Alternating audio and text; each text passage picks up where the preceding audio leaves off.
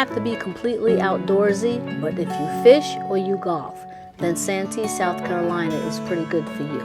We're exploring the Best Western Inn Plus at Santee, South Carolina. I'm the NYC Traveler, and we are on the road.